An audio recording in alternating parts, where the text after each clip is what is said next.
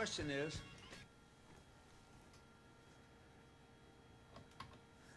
welcome to my show, Liberal Buzz. It's our show. It's for people who like civil rights, like cannabis and rights for immigrants, and a lot of the civil rights that are being trampled on because of those, those in power, the powers that be. So we got to counter that, and we've still got the media. So support free media like Bayvac and Free Speech TV. They're worthy of your support. Rather than giving a bunch of money to Comcast, which I do. But okay, so I shouldn't be saying that. Okay, so we're gonna talk. I'm devoting our shows from here on out, at least the rest of this year, since Prop 64 is a threat to civil rights, and it prevents wealth distribution to all communities except a few of Gavin Newsom's friends. I don't encourage even buying Prop 64 weed because the money's gonna go. 80% of it goes to, the cops, and 20% to educate about drug use when cannabis isn't even a drug. Let out the alcohol taxes pay for that. That's the gateway drug, and that's a drug, and cannabis isn't even a drug. So that just gets my blood boiling each time. And so we're going to talk about cannabis rights as far as giving it away, and giving it away to poor people, or growing, basically let us grow in peace, regulating it like lettuce. Let us grow in peace. We've got to fight for that right, and they took it away in 1937. So this is what this is our topic. It's the corporate gaslighting of the cannabis patient community. Now, I became acquainted with the cannabis community in about 2005, and I like the idea of giving cannabis away since it costs only $10 to grow a pound of it if you can grow outdoors, especially. So I'm not talking about the indoors. There's more like meth lab politics, so I like that word. Yeah, so corporate. Now they gaslight us by they block our efforts and our rights to free cannabis, and they block us at City Hall, for instance. They blocked us at the ballot box where we could have actually had an egalitarian system of distribution, growth, and of cannabis, where it wouldn't cost $500,000 for a limited number of licenses. And these mega grows, the people just want to take it over with their big, huge mega grows. That's what it's about. So, and the real estate in California is being bought up. So, and Friday, Norman Solomon's going to be on my Axis of Love show. It's going to be on cable access channel 29 at 6 p.m. tomorrow. I hope you can watch it. And so I'm just going to get through the announcements here first. So we've got tell your senators you don't want people going to jail over possession of a plant. And this is what you do. You call Congress, 202-224-3121, and that it's got more jail time. So we don't want this is not legalization, people. Prop 64 just really isn't. It isn't legalization. It's got more jail time than we had with Prop 215. I'm going to say this until we fix this problem. So it's predatory. It's predatory. Like we said, they've been gaslighting us for years, and they want us to go to jail for giving out cannabis. So that's basically it. Because you won't be able to give it away anymore. So, yeah, he's a bit of a douche. And this Jeff Sessions is saying there's more violence around marijuana than one would think. And this is our new Attorney General he's on blast right now.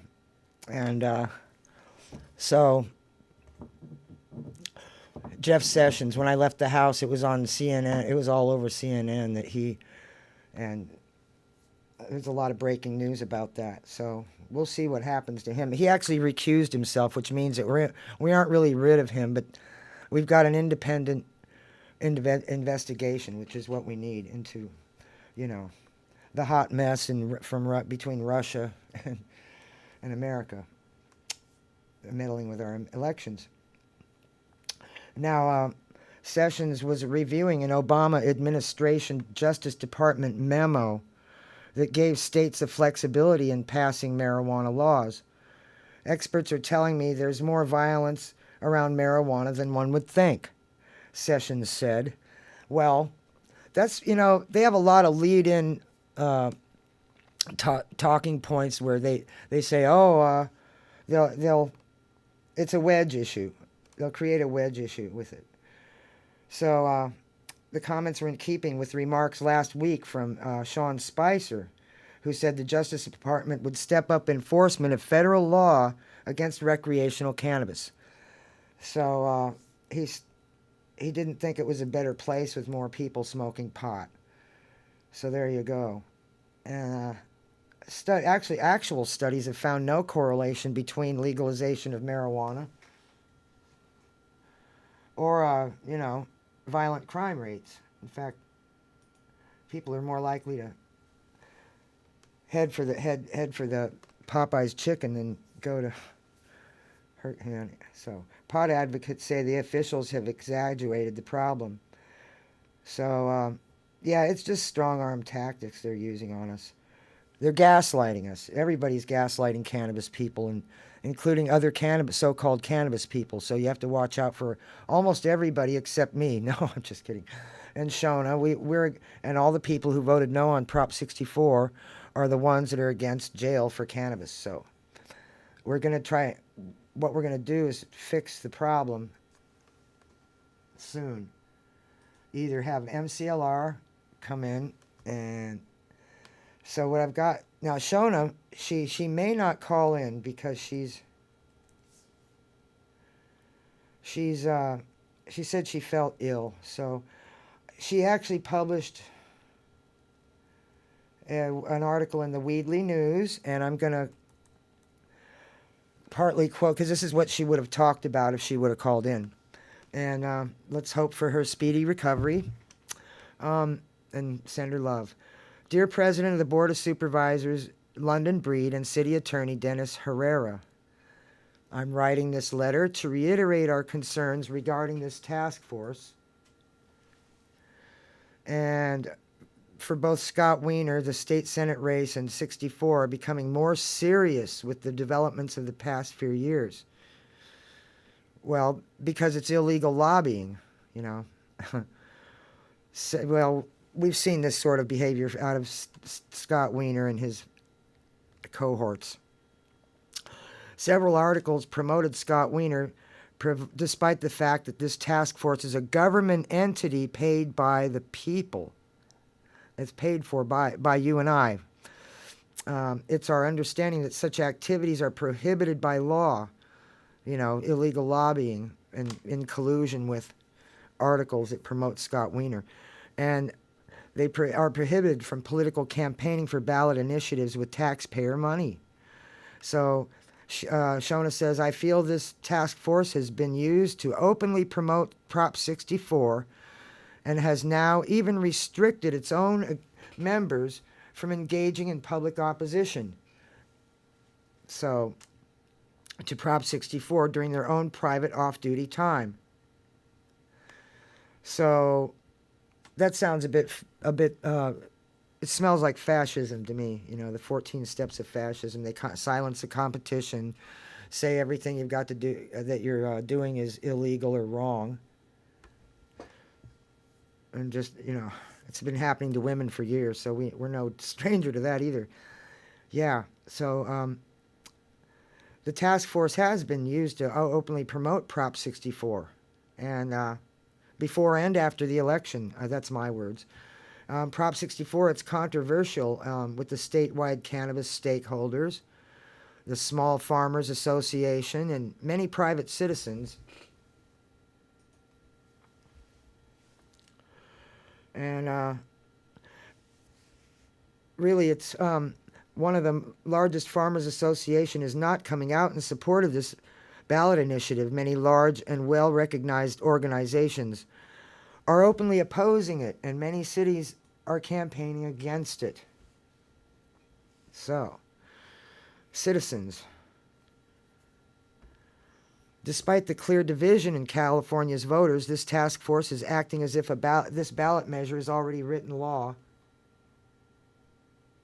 in defiance of its purpose, thus purposely misleading San Francisco's agencies and voters. Well, yeah, here's what I'm saying. They say it's legalization while adding penalties, and just saying, well, now you can buy it in the store and they can advertise it, but we're going to grow it. You have to grow our pot. So I think that might be my guest. No, that's actually some other phone call. So Prop 64, it's controversial. And it's controversial with more than just there's 3% of us that voted for Prop 215 that did not vote for Prop 64 because we were on to them. Of course, we were on to them. I think we might have Shona calling in.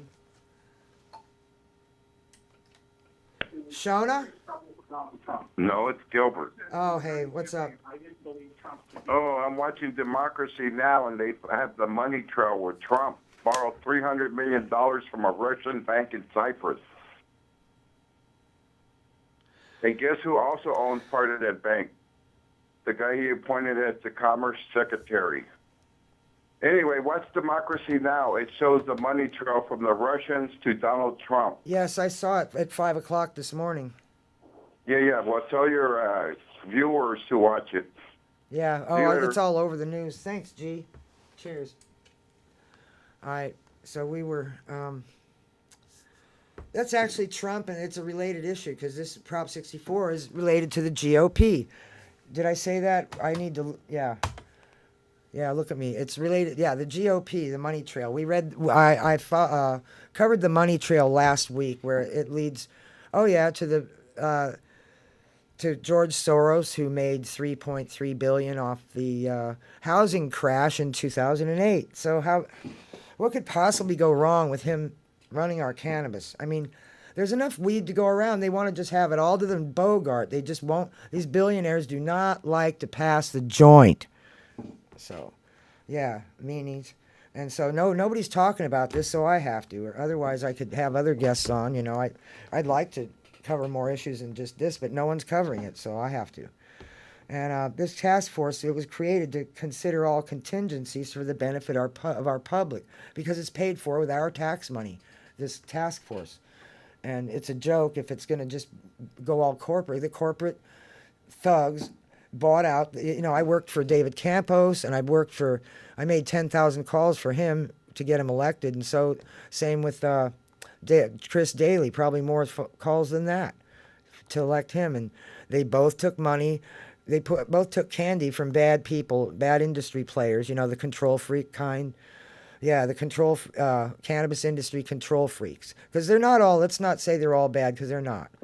Some of them are quite sharing, and they don't have to be they don't want to be in the Fortune 500 magazine, listed on the Fortune 500 list. So there's a lot of stakeholders, and so what I'm saying is we've got the task force was created, and at the very least, this is an ethical violation and a failure to meet its purpose. Because it's paid for with our tax money to... Actually, it's fascism to have government and industry tied together like that. That's fascism. So we don't want to turn cannabis into a fascism.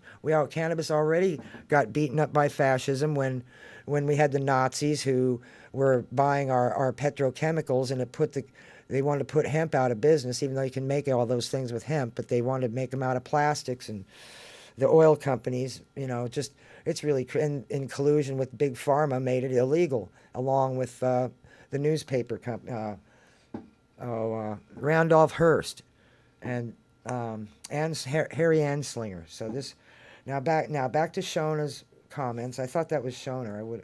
I didn't know. The task force was created to consider all of us, and it's not. So our group represents just one of many who oppose the issue, not because we oppose the idea of legalization, but we oppose the many injustices that will arise against the citizens of the state.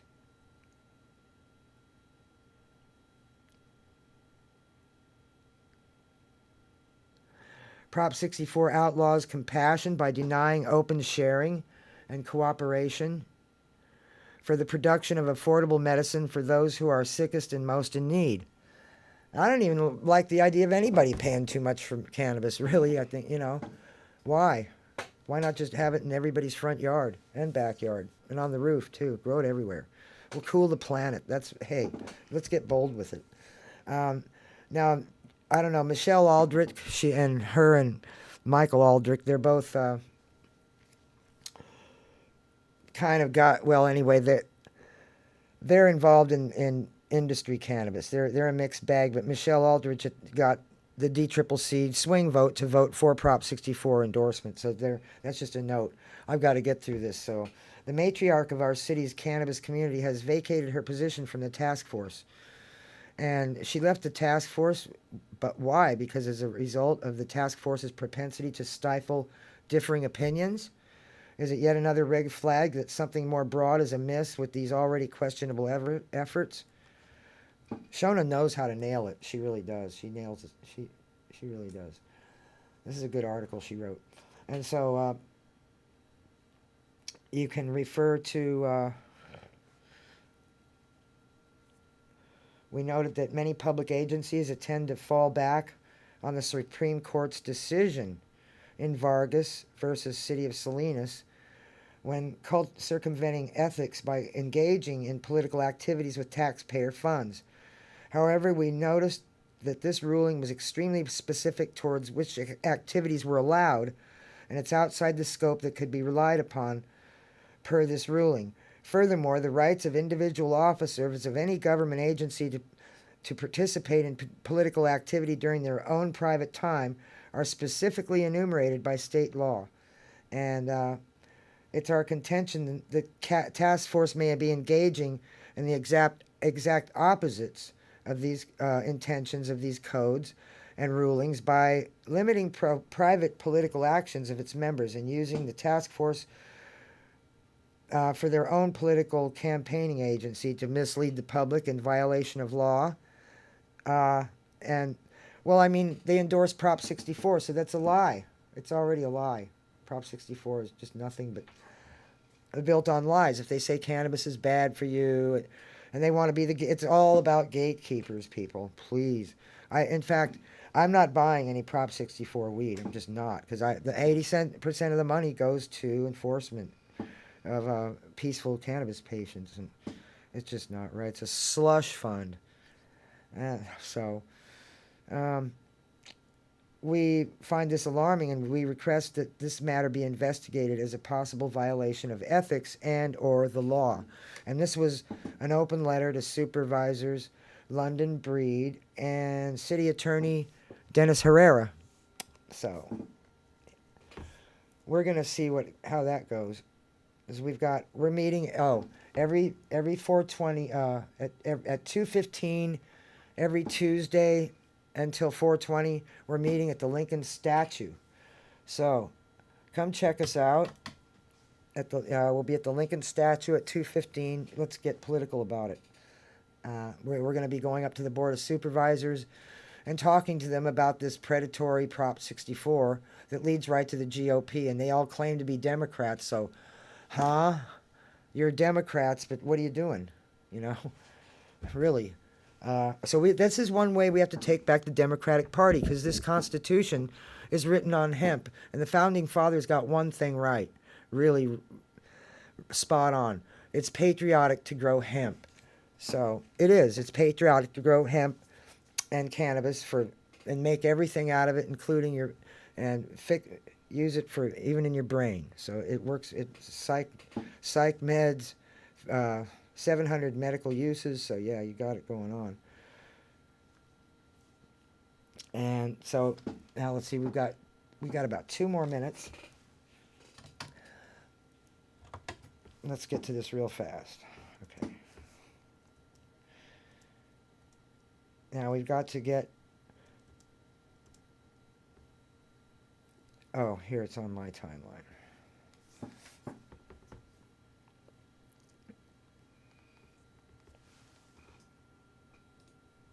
Now we're going to go down. Remember to call this number. It's, tell your senators you don't want people going to jail over possession of a plant. And the phone number for Congress is 202-224-3121. Now, they'll probably direct you to your congressional representatives in your area. So you can, because this is just really a hot mess. And trying to fix Prop 64, really? I don't think so. So